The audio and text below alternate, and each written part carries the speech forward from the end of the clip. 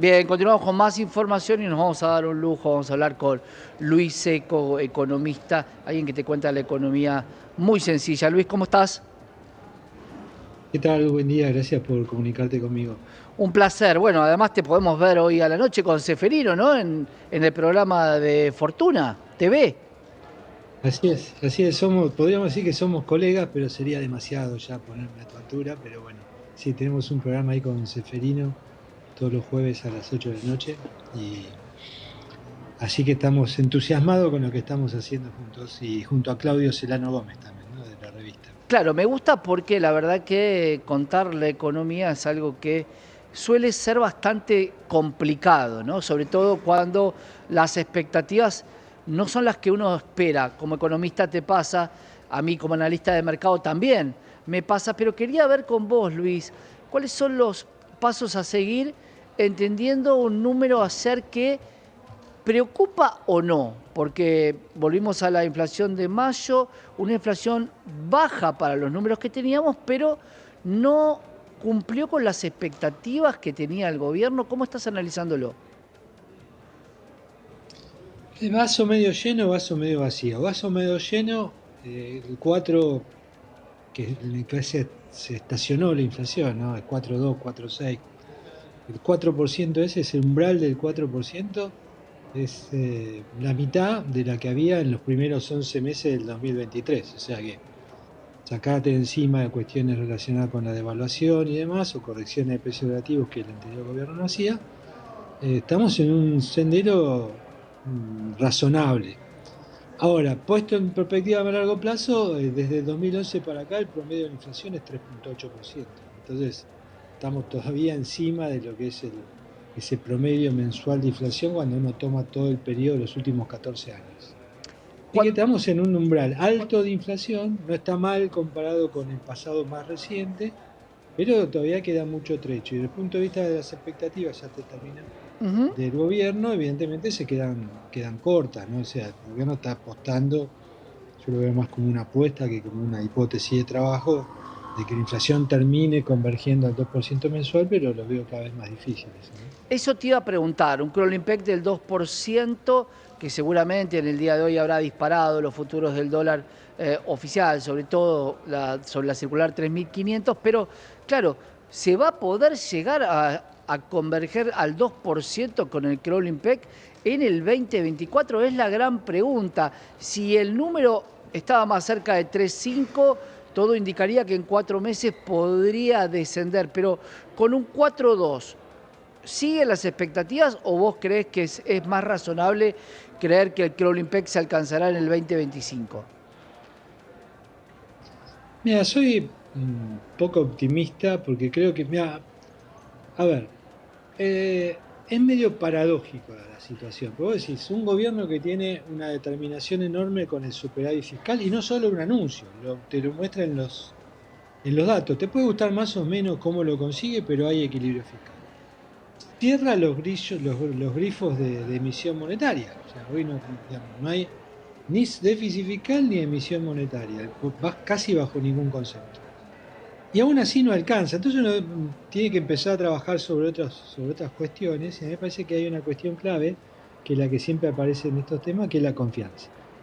Y yo creo que el gobierno, ley base de por medio, ley de paquete fiscal, estos triunfos medio pírricos o no derrotas que tiene en el Parlamento y demás, ahora el instrumento de tratar de dar confianza a partir del efecto de demostración que puede generar el blanqueo y demás, me parece que se queda corto en construir esa confianza que digan, che, esta vez es diferente, la pulseada no la gana el mercado, la gana el gobierno, confía de que la inflación va a converger. Y eso no está pasando.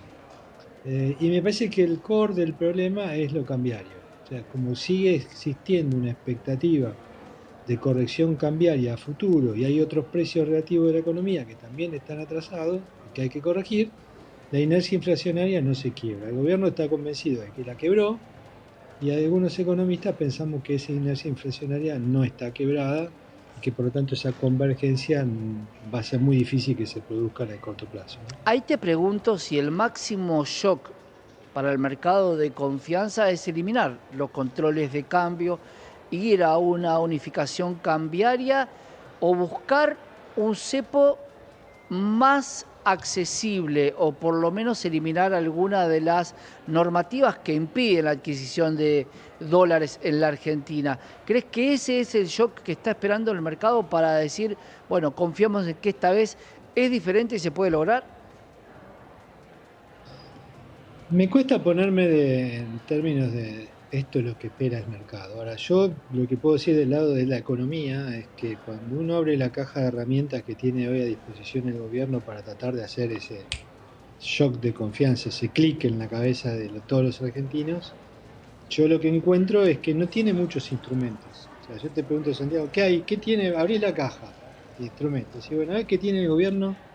Y la verdad que no tiene demasiado, ¿no? O sea, es como que la salida del cepo, el levantamiento de los controles, perder el miedo a flotar. Acá hay un tema que se instaló esta palabra que es terrible, que la culpa es, yo creo que el gobierno si adolece de algo es de una buena comunicación, no tiene una buena comunicación. Ujú. Pensábamos que eso era una tarea que le iba a hacer de taquito a este gobierno y no lo está consiguiendo. Eh, y me parece que instaló esta idea de que hay que tener miedo a salir del cepo, porque ellos lo han dicho, ¿no? Tanto en la máxima autoridad, el presidente, como Javier, como Caputo, el ministro Caputo, lo dijeron, nos da miedo salir del cepo. Si tuviéramos la plata saldríamos, pero como no la tenemos no podemos salir, puede haber un salto inflacionario, puede haber un salto de valor. Entonces se instaló ese miedo. Y me parece que el miedo, ese es lo que en la literatura económica se llama el miedo a flotar. Existe, está documentado. Muchos países, muchos gobiernos, muchos presidentes, ministros de Economía han experimentado ese miedo a flotar. Y entonces han transmitido ese miedo hacia nosotros, hacia una gran cantidad de argentinos que dicen, no, no toques esto. Para como buenos economistas dicen, si tocas esto, vuela todo por el aire. Y dice, bueno, listo, el Claro. gobierno está haciendo lo correcto. Y a mí me parece que hay señales muy contundentes. Mira, recién miraba un gráfico, una cosa muy sencilla, riesgo país contra reservas del Banco Central.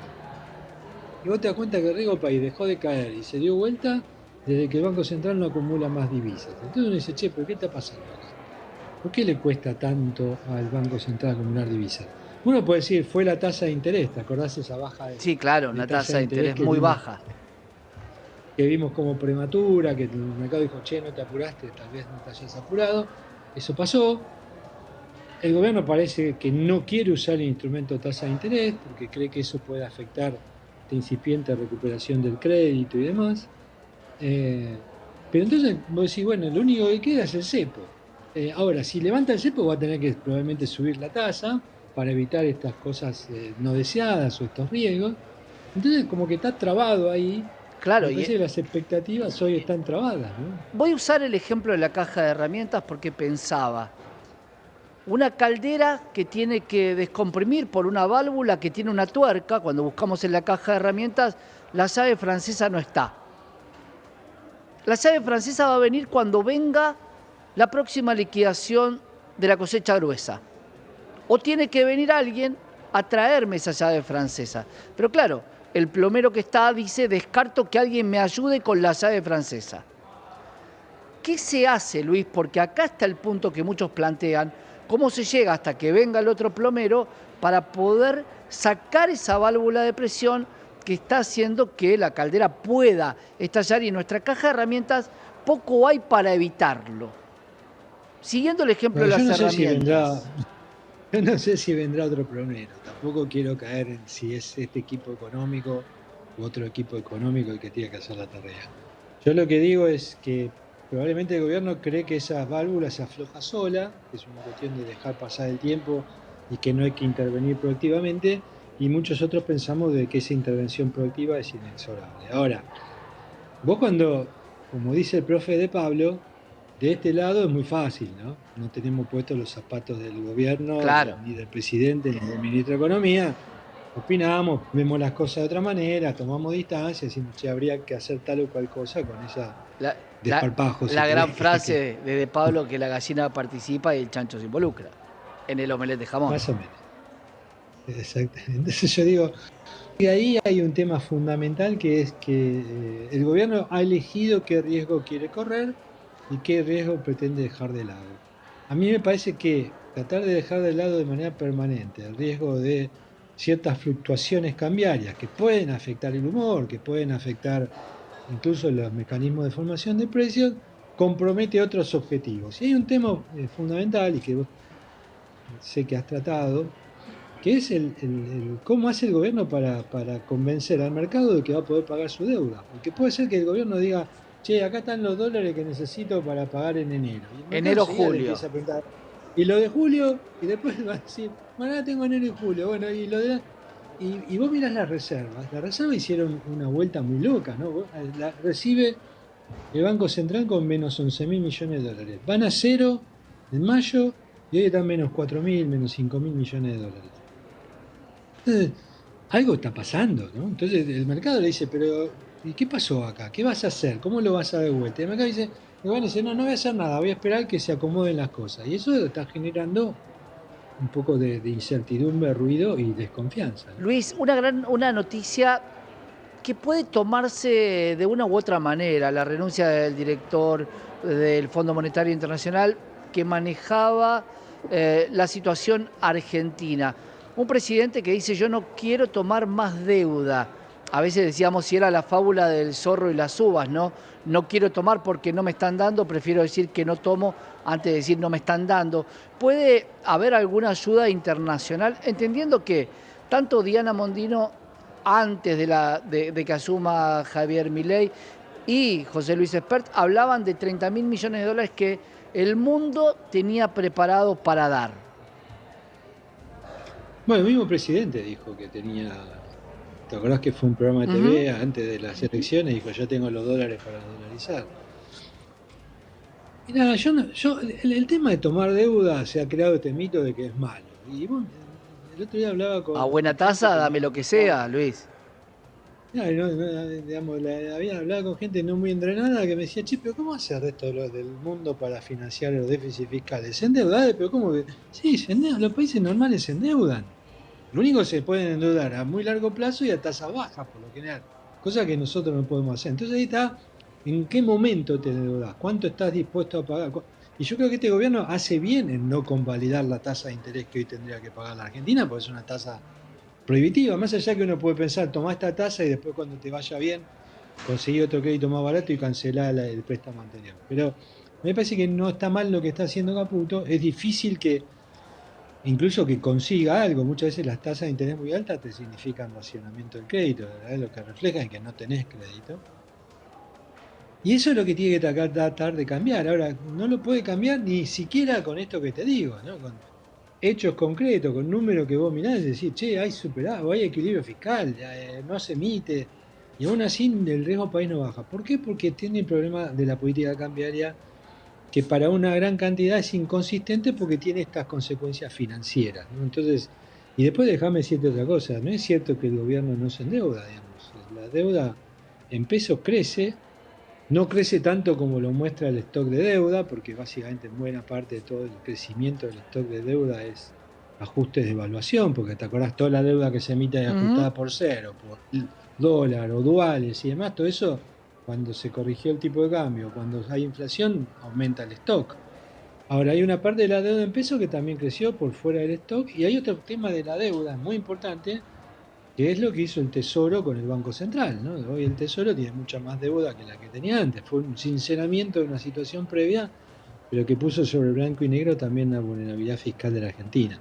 El hecho de que haya renunciado, yo no sé si renunció, me parece que lo desplazaron. Lo De hecho, le dijeron, desplazaron. mira, vos no te ocupás más, Uh -huh. no te ocupás más de Argentina, se ocupa el que, digamos, que de alguna manera era el jefe de él antes, o es el jefe de él.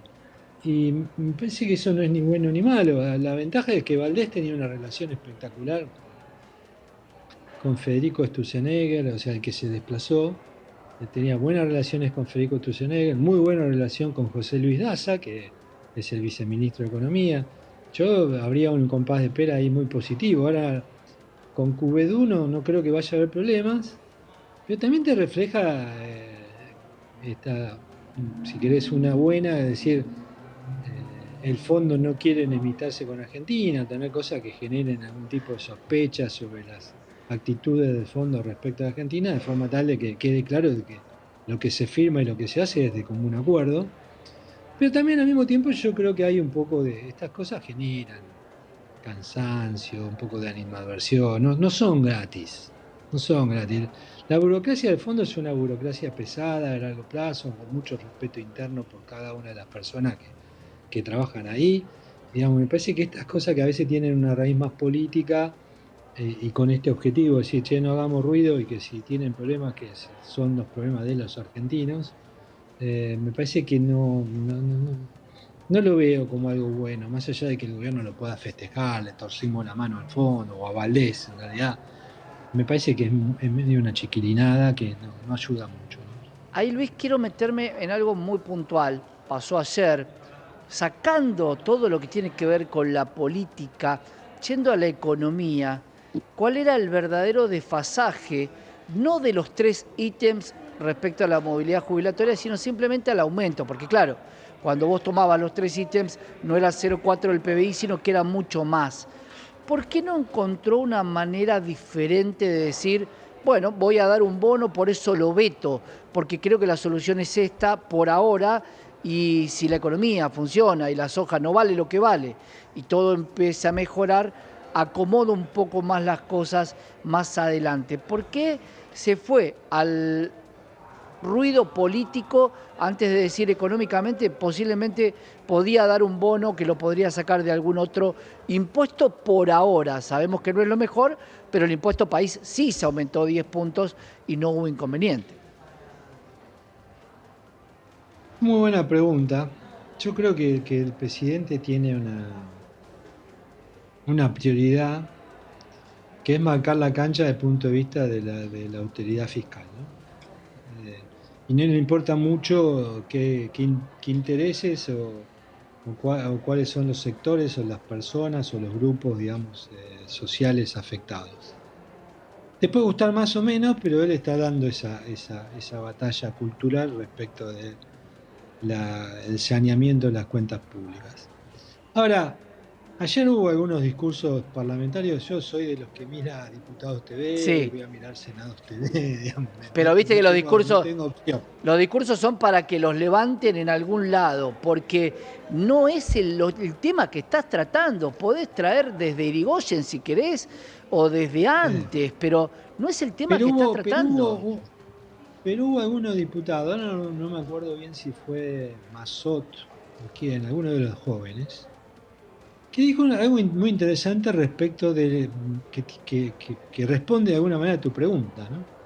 Que es la discusión presupuestaria. Ahora el domingo vamos a estar toda la noche mirando al presidente a ver qué dice respecto del presupuesto. No tengo ninguna expectativa de anuncios grandilocuentes y nada por el estilo, pero va a volver a marcar la cancha respecto a esto que decía. Equilibrio fiscal significa que hay plata para ciertas cosas y no hay plata para otras. Entonces, Claro. tu pregunta respecto de lo previsional fue muy buena, porque decir, bueno, che, no se podía tocar alguna otra cosa, hacer algo. Y obviamente que siempre se puede hacer alguna otra cosa. Ahora, alguien lo tiene que decidir, alguien lo tiene que discutir, y el presidente me parece que hizo la más fácil, decir, bueno, teníamos algo con el cual estábamos cómodos, me lo cambiaron, lo veto.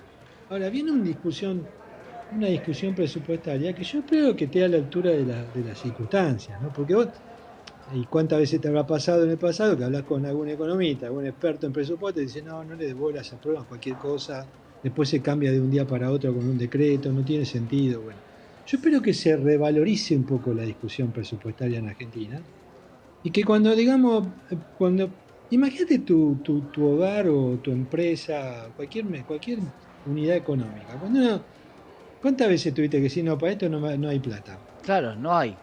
Entonces alguien te puede decir, che, pero hay plata para todo esto, tenés la heladera llena, yo tomo Coca-Cola todo el día. Tenés la heladera con Coca-Cola, pero decís que no hay plata para el café, yo prefiero el café. Bueno, digamos, la Coca-Cola tiene cafeína, arreglate con la cafeína que tiene la Coca-Cola. Digo, me parece que ese tipo de discusión son las discusiones que tenemos que empezar a dar, que es ir al detalle del presupuesto, no levantar la mano. Y ayer también otro diputado decía, no, porque arreglaron por un puente en tal lado o tal otra cosa para dar vuelta al voto. Y muy probablemente muchas veces pasa eso. Pero pasa, claro. De El hecho, más famoso fue, ¿te acordás el presupuesto ese de Massa que de la noche a la mañana nos levantamos que tenía 7 artículos más y eran 7 artículos de gasto, cada uno en una provincia distinta, y era lo que habían necesitado para aprobar el presupuesto. Entonces digo, me parece que ese toma y daca hoy tiene que hacerse bajo esta norma o bajo en este terreno, si querés, de la disciplina fiscal. A menos que, de nuevo, el Parlamento diga, no me interesa la disciplina fiscal, el problema de Argentina es otro, ¿eh? Y sigamos haciendo lo que hicimos en el pasado. Yo Claro, estoy a favor de darle el debate dentro de esa disciplina. porque Ahora, la duda obviamente, siempre, perdón, la duda, Luis, siempre es quién es el mejor ministro de Economía, si el que reparte la riqueza o el que tiene que administrar la escasez, porque por lo general Argentina reparte escasez y es lo que vos decís. No hay para todos, si hubiera para todos es mucho más fácil. Me parece que repartir escasez es muy complicado. yo creo que hay en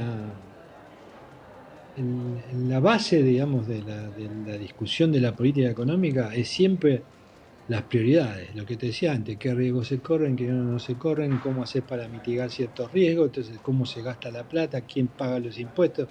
Esa es la discusión política de fondo, de política económica de fondo. Espero que empecemos, yo sería, si de alguna manera algunos creemos que Milei ha contribuido al debate cultural de la Argentina, y que hay ciertas cosas que ciertos sectores sociales y sobre todo generacionales han aprendido. Me parece que si por lo menos se empieza a discutir un poco con mayor seriedad el presupuesto, sería un avance enorme. Ahora, tampoco le pongo muchas fichas, te quiero ser Sí, sincero, tal ¿no? O cual. sea, basta con ver, como decía vos, la calidad a veces de la discusión parlamentaria, decir, bueno, estos tipos al fin del día van a terminar votando en función de ciertas cosas que no sabemos bien qué son. Pero yo creo que si la sociedad empieza a demandar un poco una mejor discusión presupuestaria es la clave. Cuando uno dice no hay plata para los jubilados, está diciendo que hay plata para otras cosas. Bueno, yo, si hubiera sido diputado, no hubiera votado a favor de la ley de movilidad previsional, no lo hubiera hecho. Yo creo que Argentina se tiene que dar un debate muy serio de cómo asigna esa escasez que vos también planteabas. Yo gastaría mucha más plata en los jóvenes y en los niños que en los viejos. Las estadísticas son contundentes. Vos decís, hay que mirar los datos, la realidad, los números. Vos mirás los mismos datos que se usan para decir que casi el 60% de los chicos son pobres, te da que solo el 15% de los mayores de 65 años son pobres. Entonces digo, si mirás un lado, tenés que mirar el otro también. Claro. Y a nivel de indigencia, la situación se agrava. Mucho más niños indigentes que mayores de 65 indigentes. Ahora, ahí hay un tema, porque yo me quedo con la estadística de decir, vos sos un desalmado, pero el motivo es por qué hay tan pocos viejos pobres, y es porque los pobres no llegan a viejos, que ese es el otro problema. Claro, bueno, Entonces, es una reflexión muy fuerte, Luis, pero también pensemos que si hay un estadista que lo está haciendo en una computadora, por llamarlo de alguna manera fríamente, la AUH ha sido muy elevado el aumento que tuvo. Podemos entender, pero para eso falta comunicación y alguien que te lo no, explique sí, como vos. No voy al sector de los más grandes porque no son los más vulnerables, tengo poco para repartir, quiero que los chicos coman. Pero creo que ese debate exacto. lo daríamos todos. Sería una forma difícil de una sociedad peleándose, hoy lo decíamos un poco con nuestra abogada previsional, jubilados peleándose con jubilados. Vos te jubilaste por moratoria, sos un jubilado clase B, yo soy un clase A y vos me estás sacando la plata a mí. La pelea entre pares nunca es buena. Las discusiones sí, las No, peleas no. no, el tema es que los niños no votan, ¿no? Tal cual. Entonces, Pero, ahí también, por eso te digo, yo no sé qué me va a deparar el debate presupuestario. Evidentemente, la clave es esto, hacer política económica, el presupuesto, que es la pieza tal vez fundamental de la política económica en la cual intervienen el pueblo a través de sus ujú, representantes, es fijar prioridad de gasto. Bueno, muchachos, dilen, como dicen, discutan cuáles son las prioridades de gasto de Argentina y si dicen no hay más que esto para tal gasto, para tal sector o para la previsión, ¿no? Es porque hay plata para otras cosas. Y discutamos si está bien que haya tal plata para cual. esas otras cosas. Yo creo que ahí es donde se tiene que venir la discusión seria en la Argentina y que eso con el tiempo va a modelar el país que queremos tener, ¿no? Sin duda, Luis, como siempre, gracias cada vez que hablamos y los que se quedaron con ganas, lo ven a Luis hoy a las 8 de la noche con Seferino Reato en Fortuna TV y va a seguir seguramente hablando de la economía. Y quiero que estés más con nosotros, Luis, porque la comunicación es lo que falta y parte de la comunicación sin sesgo también es sumamente interesante. Gracias, Luis, por estar con nosotros. Un placer, hasta pronto. Un gran abrazo. Luis Seco.